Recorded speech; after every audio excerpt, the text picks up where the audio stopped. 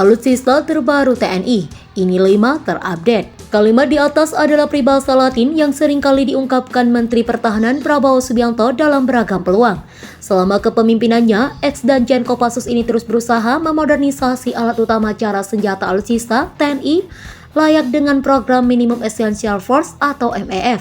Katanya sih ada alutsista terbaru TNI. Sampai akhir 2021 ini, beragam alutsista canggih dan modern telah memperkuat armada tempur TNI, mulai Angkatan Darat, Angkatan Laut, ataupun Angkatan Udara.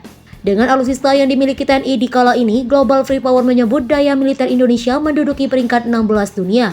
Selain alutsista yang telah diterima TNI, Prabowo juga sudah mengorder beberapa alutsista canggih lainnya, seperti pesawat tanker A400M buatan Airbus, Amerika Serikat.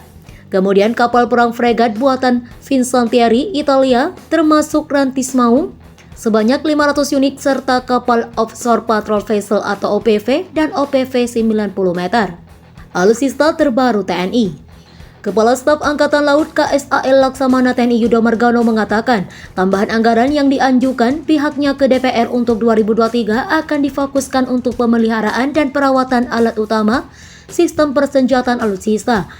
Ia menyebut mayoritas alutsista milik Angkatan Laut sudah berusia tua. Kemarin sudah saya sampaikan pada DPR, kita untuk harwat atau pemeliharaan dan perawatan.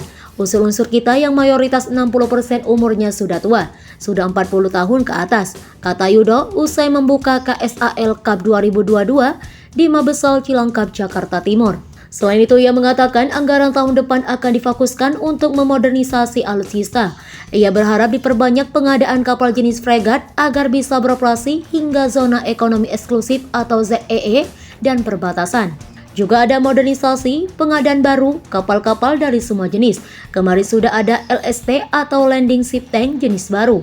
Harapan kita diperbanyak dengan fregat-fregat sehingga dapat beroperasi sampai ZEE dan perbatasan kita. Komisi 1 DPR RI sebelumnya telah menyetujui usulan penambahan anggaran untuk TNI sebesar 32 triliun rupiah pada 2023.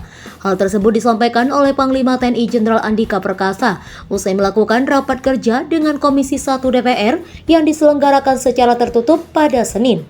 Andika mengatakan pengajuan tersebut dilakukan untuk mencukupi rencana kebutuhan di tahun depan. Oleh karena itu, kita juga, ya namanya usaha siapa tahu masih ada ruang penambahan anggaran, kata Andika. Kapal cepat rudal atau KCR adalah kapal perang produksi industri pertahanan dalam negeri. Kapal buatan PT PAL Indonesia ini akan memperkuat armada tempur TNI Angkatan Laut. Kapal perang yang diberikan nama KRI Kapak ini diluncurkan Menhan Prabowo Subianto pada pekan 5 Desember 2021. Kapal perang ini masuk dalam golongan Offshore Patrol Vessel atau OPV. Dengan ukurannya yang tak terlalu besar, kapal ini sanggup bermanuver dan bergerak secara kencang, menjalankan pengejaran kepada kapal asing yang melanggar kawasan teritorial laut Indonesia. Kapal pengangkut tank. Menteri Pertahanan Prabowo Subianto menyerahkan dua Landing Ship Tank atau LST, atau kapal angkut tank AT-8 dan AT-9 terhadap Kepala Staf Angkatan Laut KSAL Laksamana TNI Yudo Margono di galangan PT Bandar Abadi, Batam, Kepulauan Riau, Selasa 26 Oktober 2021. Dua kapal buatan putra bangsa ini dikasih nama KRI Teluk Weda 526 dan KRI Teluk Wandama 527. Nama KRI Teluk Weda 526 diambil dari nama sebuah teluk yang berlokasi di Halmahera Tengah, Kecamatan Weda Tengah, Maluku Utara yang familiar akan estetika taman bawah lautnya. Adapun nama KRI Teluk Wandama 527 diambil dari nama teluk di wilayah Kepala Burung Pulau Papua. Teluk itu dianggap sebagai surga terapung sebab estetika alamnya di sebelah Raja Ampat. Dua kapal perang itu mempunyai panjang keseluruhan 117 meter, lebar 16,40 meter, dan tinggi 7,80 meter. Keduanya mempunyai kecepatan maksimum 16 knot.